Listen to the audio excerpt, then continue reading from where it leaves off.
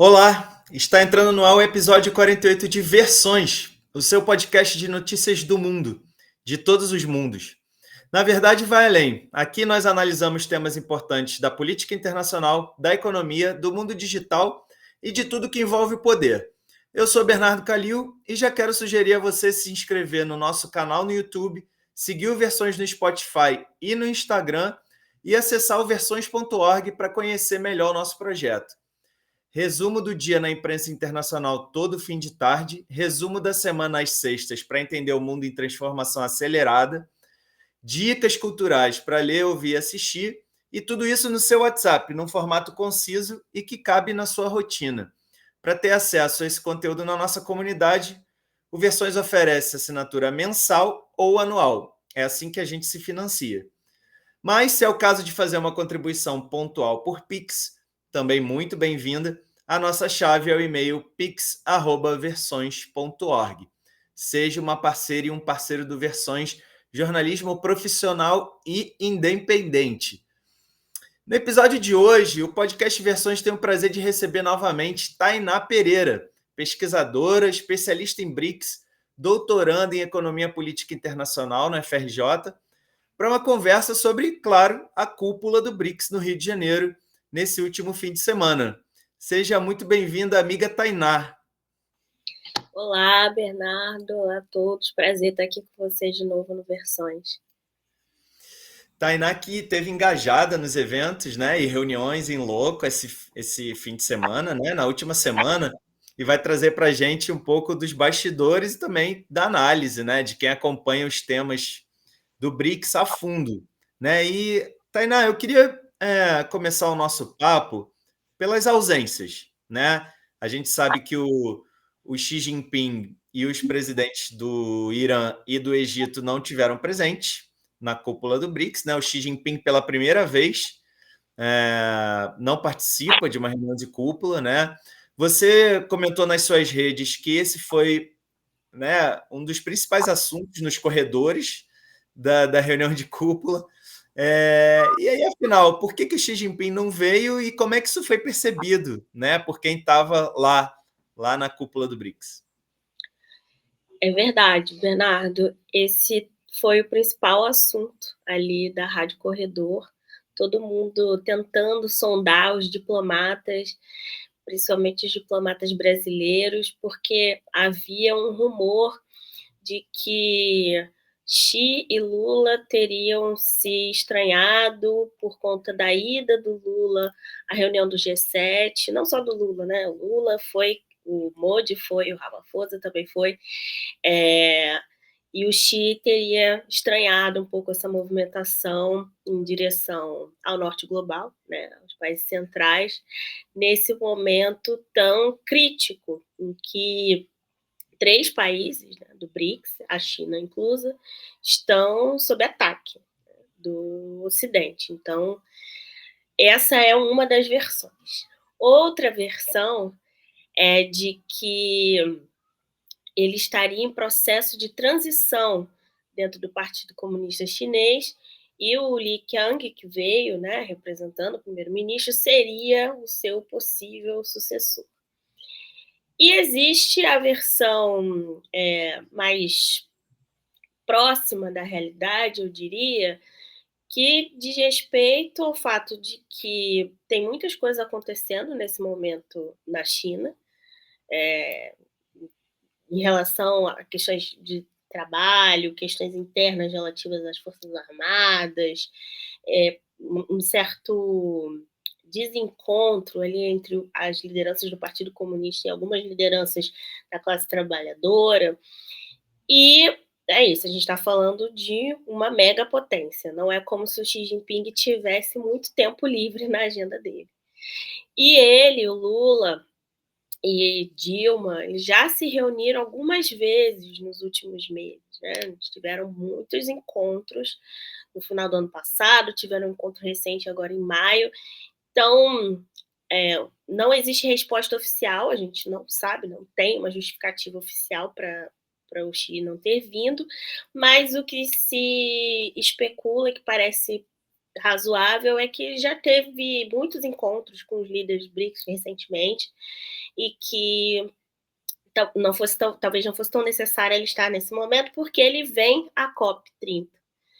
Isso aí ele garantiu que faria. Então, em alguns meses, ele vai se reunir com o Brasil e certamente nessa oportunidade falarão também sobre esse ano de presidência brasileira do BRICS, que é bom lembrar, a presidência brasileira não acaba agora. A cúpula foi realizada agora em julho, mas a presidência brasileira segue até o final do ano, pelo menos até setembro, outubro. As reuniões de Sherpas e de outras instâncias de governo vão continuar acontecendo.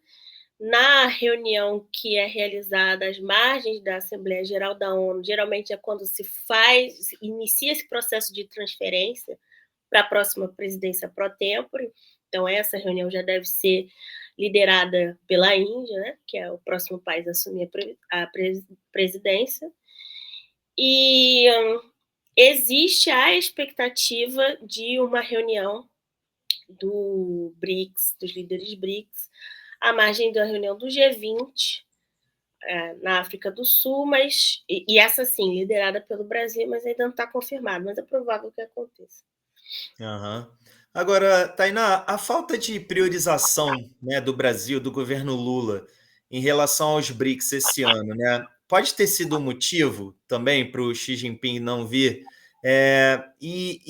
Enfim, na sequência disso, né, é possível esperar algo diferente em relação à presidência da Índia em 2026? Quer dizer, são dois países, né, que de fato jogam um jogo duplo aí, né? Fazem aí o meio do caminho aí, né, entre as potências, entre os Estados Unidos e a China.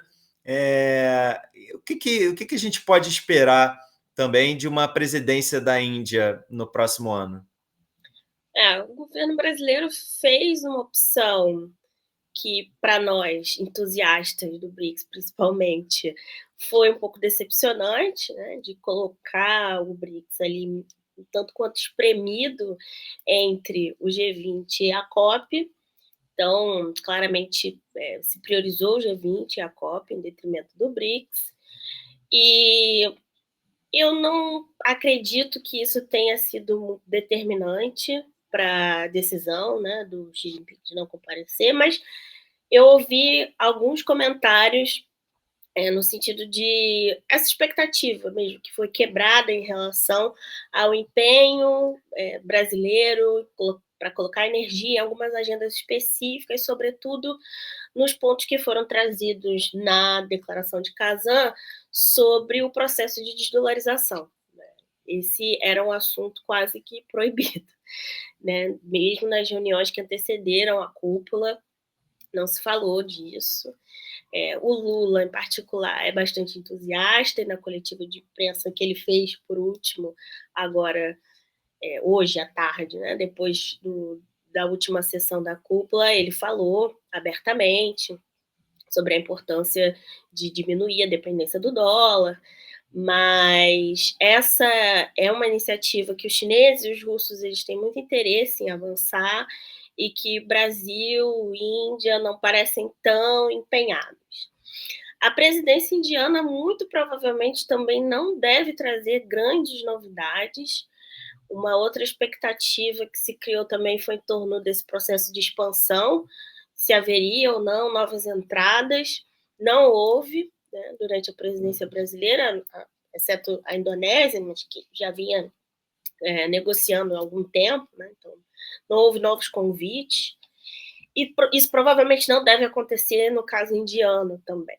A Índia, mais do que o Brasil, até sofre bastante pressão dos Estados Unidos e da União Europeia, não só no contexto do BRICS, mas as relações bilaterais estabelecidas também com Rússia, com China.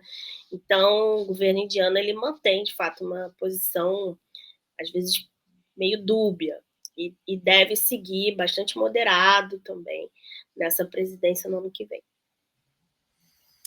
Certo. Agora, a declaração final da cúpula, né, reiterou algumas posições do bloco, né, enfim, defesa do multilateralismo, reforma das instituições globais, né, trouxe as condenações dos ataques ao Irã, né, a Gaza e até o interior da Rússia, né?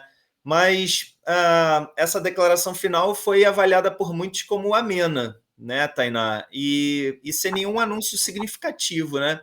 Você concorda com essa visão?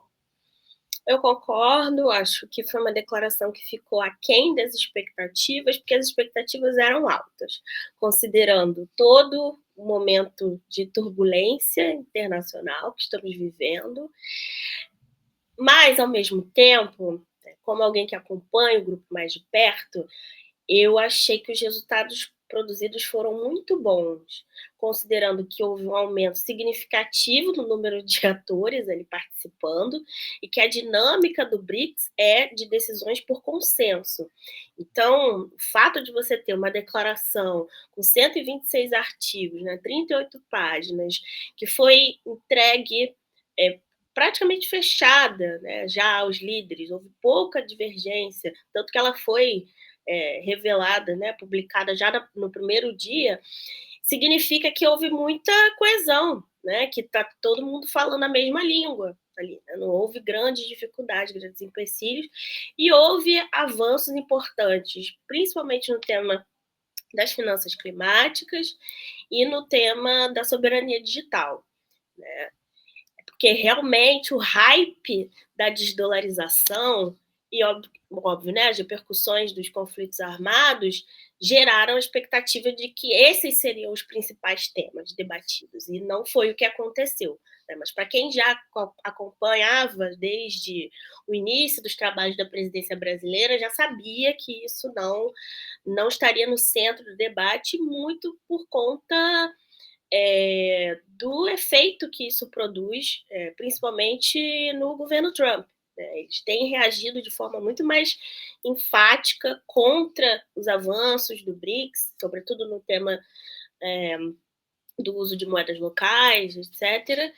E, claro, há, nesse momento, várias discussões acontecendo sobre possíveis processos de paz no Irã, na Palestina, na Ucrânia, então não convém, né, criar novos fatos políticos em cima dessas situações que já são bastante complexas, né, e trazer novos elementos que podem atrapalhar esses processos que já estão em curso. Então, o Brasil, acredito eu, acertadamente, quis criar condições para se debater assuntos que já fazem parte do dia a dia, digamos assim, dos debates dentro do BRICS. Não é novidade falar de saúde, falar de clima, isso não é novidade. Talvez a grande novidade seja o tema da inteligência artificial, de fato. Mas que o Brasil tenta fazer isso de uma forma um pouco mais organizada e direcionada, né, criando essas declarações que foram interessantes também. Acho que uma cúpula com tantas declarações de líderes quer dizer muita coisa, né? Quer dizer que existe um compromisso com essas agendas real. É muito mais do que se vê em outras cúpulas, se viu em outras cúpulas, quando as declarações são declarações ministeriais, enfim, bancos centrais, de outras agendas, outros escalões de governo. Né? A gente tem aqui declarações de líderes, isso tem um peso importante. Legal. Agora, nessa segunda-feira, o Trump aproveitou, né, o segundo e último dia da cúpula do BRICS para fazer uma ameaça, né, explícita, clara, né, de taxar países que se alinhem, né, às políticas do BRICS. Né? Qual foi a repercussão enfim, desse post do Trump, né? Qual foi a repercussão na cúpula, enfim, nos corredores? O Trump se fez presente na cúpula do BRICS no Rio de Janeiro, né? O Trump, ele tem síndrome de protagonista, né? Acho que isso é inegável, ele não consegue ficar de fora. Mas teve grande repercussão, sim, na verdade, mesmo dentro do governo, né? O governo soltou uma nota oficial à imprensa, o presidente Lula, falando da importância do respeito à soberania do Brasil, e porque além do anúncio de ameaça de taxação, o Trump também comentou sobre o processo criminal do ex-presidente Jair Bolsonaro, né? Isso foi encarado pelo governo como um ataque à soberania brasileira, né, uma coisa descabida, e foi respondido pela própria presidência. E todos os jornalistas que estavam ali fazendo a cobertura da coletiva de imprensa com o presidente comentaram os tweets do Trump e perguntaram ao presidente sobre o que ele achava. E ele, no melhor estilo Lula, respondeu que ao Brasil e aos países BRICS cabe eles próprios decidir sobre o seu rumo, o seu futuro. Eu vejo esse movimento do Trump como mais um elemento que, na verdade, empurra os países do sul global para próximo do agrupamento BRICS, né? Porque a ameaça estadunidense às trocas comerciais, ao financiamento internacional, né, economia internacional, talvez seja o principal pilar da motivação dessa lista de 40 países que quer ingressar, que quer fazer parte. Todos temem ser, em algum momento, alvo de sanções dos Estados Unidos, né? Então, fazendo isso, ele reforça esse medo que as lideranças têm. E eu diria que algo que não tivesse nenhum peso, que não fosse de fato significativo, não demandaria tanto esforço e energia como a gente tem visto, não só do Trump como pessoa física, né, mas de um aparato midiático que responde, em alguma medida, ao projeto político trumpista, enfim, estadunidense clássico, de tentar mesmo diminuir, né, o que foi a cúpula do Rio de Janeiro, o que tem sido o processo BRICS, que, a seu modo, né, com muitas questões, com muitas contradições, tem sim feito progresso. O novo Banco de Desenvolvimento está aí, comemorando 10 anos de atuação. Então, se incomodou é porque alguma relevância tem. Sem dúvida, e talvez tenha ajudado o Lula também na eleição do ano que vem, né, apoiando o Bolsonaro, mas isso é outra história. É, mas falando sobre NDB, falando sobre o seu campo específico de estudos, né, o NDB anunciou, né, Dilma Rousseff, presidente, anunciou a entrada da Colômbia e do Uzbequistão, né? Enfim, a Rússia foi mais incisiva nas conversas sobre comércio em moedas locais, né? E sobre um sistema de pagamento alternativo. E aí eu te pergunto, quer dizer, nesse grande campo, né, que se convencionou chamar de desdolarização, né, o que você destaca, o que você viu de interessante na cúpula dessa vez, apesar, né, do que você já falou, que a expectativa era uma lá atrás e acabou não se consolidando, né?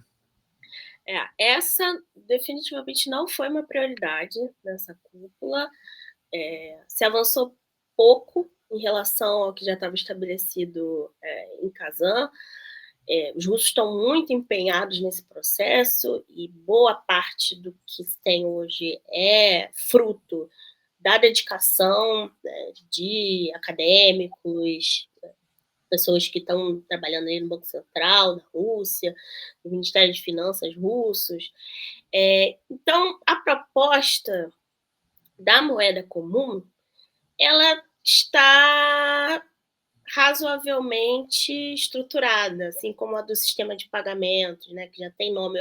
Eu gosto muito das iniciativas russas, porque eles nomeiam tudo, né, justamente para não deixar cair no esquecimento. Aquela história lá. Não, chama-se BRICS Pay, o sistema de pagamentos.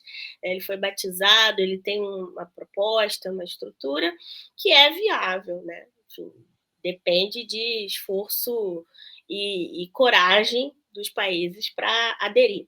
Uma coisa que eu acho interessante sobre essas medidas é que, nas declarações, os líderes têm feito questão de deixar que a adesão a esses sistemas alternativos, enfim, eventualmente essa moeda comum, ela é facultativa, né? Os países podem ou não participar. A gente já teve a oportunidade de conversar um pouco sobre essa coisa de desdolarização na nossa primeira, da minha primeira participação aqui, mas eu acho que tem um elemento que eu não trouxe daquela vez que vale a pena destacar agora. O BRICS ele também está construindo, a partir da proposta russa, uma estrutura que seria uma espécie de bolsa de grãos.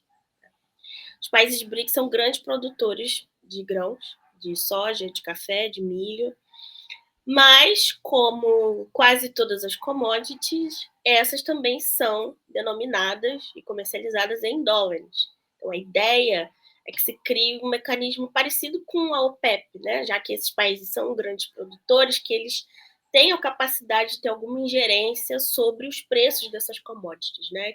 Consigam denominar essas commodities em outras moedas, que pode ser essa moeda compartilhada, que seria lastreada pelo cesto de moedas dos países BRICS, né, as moedas nacionais, ou pode ser, enfim, nas próprias moedas nacionais. Isso aí não está definido, e talvez demore um pouco ainda, talvez na próxima presidência russa se consiga avançar mais nesse sentido.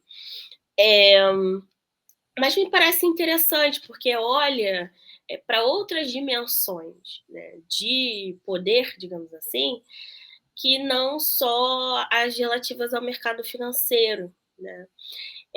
Tem uma proposta também muito interessante de uma plataforma unificada de investimentos, porque os líderes falam muito sobre o incremento do comércio intra-BRICS. Hoje existe uma discrepância enorme, né, do que é o comércio do Brasil com a China, da Rússia com a China, da Índia com a China, enfim, e de cada BRICS entre eles, tirando a China. A China tem uma preponderância inegável e, claro, que se quer fortalecer laços comerciais entre os outros BRICS, mas existe um déficit também em relação a investimentos, né? Então, além do comércio, o setor financeiro também está sendo olhado com cuidado, com carinho, para fortalecer esses mercados financeiros locais, né? Porque isso também contribui, em alguma medida, para que essas moedas se fortaleçam, né, e possam servir de lastro para uma moeda contábil comum no futuro, se isso vier a acontecer de fato. Então, esses seriam os meus destaques. É interessante, né? Só para ilustrar, saiu uma notícia hoje nessa segunda-feira na CNN Brasil de que o Brasil desistiu da Índia e negocia uma compra bilionária de mísseis com a Itália. Um sistema de defesa antiaérea vai aumentar a capacidade do exército e a encomenda pode chegar a 5 bilhões de reais, né? O que mostra que, no fim das contas, outros interesses atuam e atuam forte, né? Para além dos BRICS, né? Mas ainda nesse assunto, Tainá, quer dizer, esse encontro do BRICS ele vai muito além da cúpula de líderes, né? Diversos encontros e eventos acontecem em paralelo, enfim, na mesma cidade, no caso aqui no Rio de Janeiro, né? Dessa vez, e é um momento também para reunir, né, atores com outros interesses, especialmente interesses comerciais, né? Você teve no Fórum Empresarial, né? Conta um pouco para a gente do que você viu, como é que funciona, como é que esse mecanismo atua, né, para incentivar o aumento, justamente, né, de negociações entre os membros do BRICS. Fórum Empresarial talvez seja o espaço de cooperação mais profícuo depois da cúpula de líderes em si, né? É um espaço que se formalizou cedo, né? Pouco tempo depois do início das reuniões de cúpula, já existia um fórum que depois se tornou um conselho empresarial do BRICS, e que reúne os principais segmentos da economia de cada um dos países, né. Foi ampliado agora com novas representações dos novos países membros, e houve, um grande interesse, uma grande adesão, milhares de pessoas estiveram lá no Pier Mauá para assistir às plenárias e, claro, fazer networking, sobretudo empresas ligadas ao setor de óleo e gás, e outras commodities, energia, né? Pessoal muito ligado realmente à estrutura produtiva de todos os países.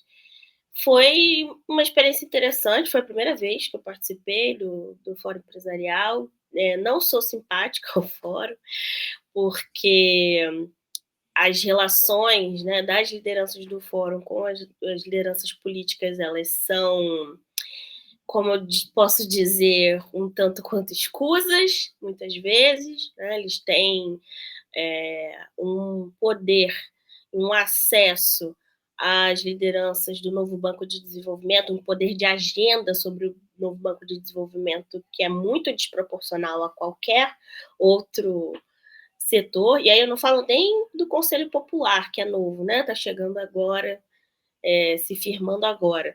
Mas o Fórum Acadêmico, que também já existe há bastante tempo, tem tentado por muitos anos, né, que as lideranças do novo Banco de Desenvolvimento recebam os seus, as suas análises, né, as suas recomendações, e, enfim, o diálogo é muito truncado, muito difícil, mas quando se trata das recomendações do Fórum Empresarial, você consegue perceber essa convergência de forma muito mais nítida, né.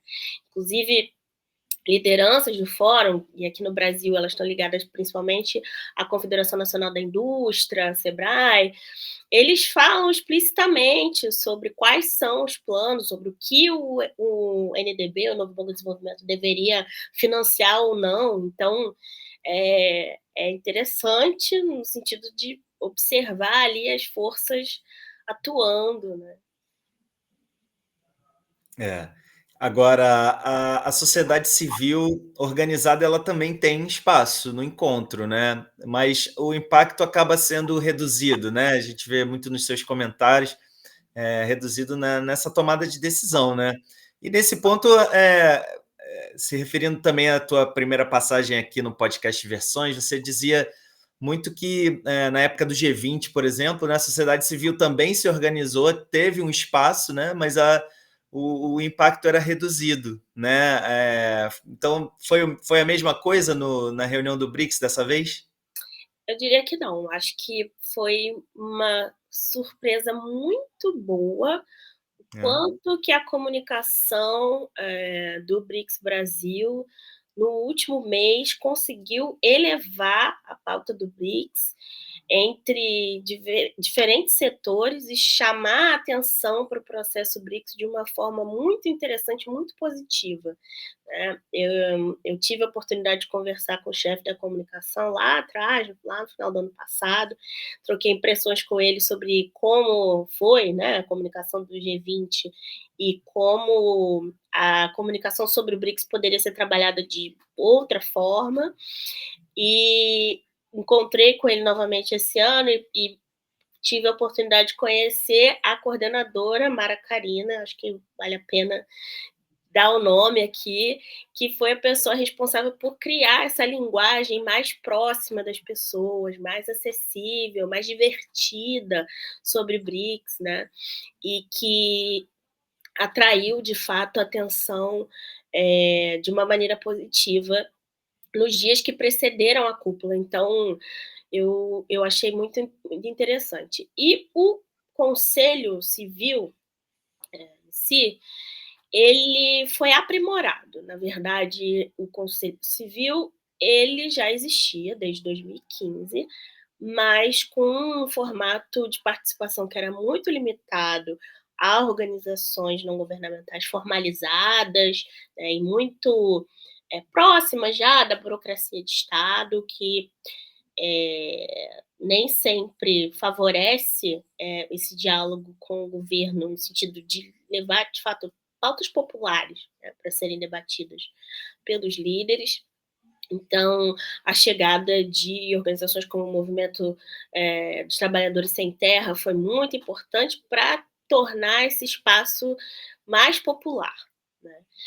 E foi muito bom testemunhar esse processo, né, não só como alguém que está na academia acompanhando o BRICS, mas como alguém que faz parte também de movimento social, que é ativista.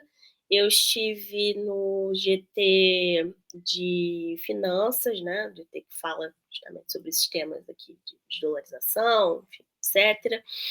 E foi muito bom, né, poder contribuir com esse texto, mas foi melhor ainda entender que o reconhecimento do Conselho Popular Civil do BRICS, ele ajuda a equilibrar esse acesso, né, de diferentes forças sociais às lideranças, e a gente está falando de lideranças que são muito próximas, né, do atual presidente, aqui no Brasil, né, pelo menos. E esse formato, né, que pretende trazer para dentro do Conselho forças mais do chão mesmo ali, né, do país, ele favorece discussões mais práticas sobre o BRICS, né? Porque às vezes as coisas ficam muito etéreas, né? Parece tudo muito distante. Ah, vamos reformar a ONU, reformar o FMI. Então, as pessoas querem saber sobre vacina, sobre auxílio social, sobre alimentos, com isso que as pessoas estão preocupadas, né, com o preço da comida. Então, foi importante, muito importante a consolidação desse conselho, a criação dessa estrutura permanente, né, então a gente não está falando aqui só de reuniões que vão acontecer esporadicamente, mas que a gente espera que agora façam parte, assim como o Conselho Empresarial tem parte, né? E está ali dentro da programação oficial, agora o Conselho Civil também deve estar. Excelente, muito bom saber. Agora, Tainá, falta aí um pouco mais de um ano, né, para a eleição presidencial no Brasil, né? E aí eu te pergunto, né, qual é a expectativa daqui para frente, né, das ações e das palavras do Lula em relação a BRICS, né? O que você imagina do Brasil aí para os próximos meses, né? Será que o Lula vai ter espaço, né, para esse tipo de debate em ano eleitoral? Ou talvez a pergunta seja até o contrário, né? Será que ele vai usar isso também, né, como esse debate, essa narrativa, até anti-Trump, né, em período eleitoral? Como é que você está vendo aí esse cenário do Brasil, né, de maneira geral, mas do governo Lula especificamente, nesse ano de eleição presidencial no Brasil? Ano que vem parece muito próximo, mas em termos de política está longe, né, para a gente saber exatamente como vai ser. Eu posso dar meus 2 centavos aqui, eu acho que existe uma preocupação colocada desde já, desde a posse do Trump, né, sobre qual vai ser e qual o tamanho da influência das big techs dos Estados Unidos no processo eleitoral no Brasil. Não à toa estão acontecendo essas manifestações, né, do Trump. Isso se trata de um lobby também muito forte, feito pelas big techs que estão em vias de receber mais responsabilidades por parte do Estado brasileiro, né, em relação à moderação de conteúdo. Já houve alguns avanços nesse sentido que desagradaram essa classe, então eu acho que é bem razoável esperar que vai haver, pelo menos, favorecimento, né, de conteúdos, de mensagens que sejam anti-Lula ou pró-candidato da direita. E o Lula ele sempre vai utilizar a agenda internacional como um ativo, porque, de fato, a diplomacia altiva e ativa, proposta pelo Celso Amorim lá atrás e que de alguma forma ele recupera agora, é algo interessante, né, e dentro da narrativa do BRICS é algo que inspira muito as pessoas, né. As pessoas olham para o BRICS como algo que é isso, estamos construindo algo novo aqui, que vai transformar radicalmente a realidade, o mundo, tal como a gente conhece. Se vai mesmo, a gente não sabe, não dá para saber essa altura. Mas as pessoas têm essa esperança, né? Veem o BRICS com bons olhos. É muito interessante mesmo perceber o quanto que as pessoas ficam entusiasmadas com o BRICS, assim, pessoas que não necessariamente estão atentas à política internacional, mas gostam do BRICS. Eu acho que tem alguns indicadores que são inegáveis, né? Um deles é que eu conheço uma senhora aqui no Rio que ela produz camisetas para esse tipo de camiseta com mensagem política, né, que se vê muito em ato, né, manifestação, e ela fez uma com BRICS, eu apoio.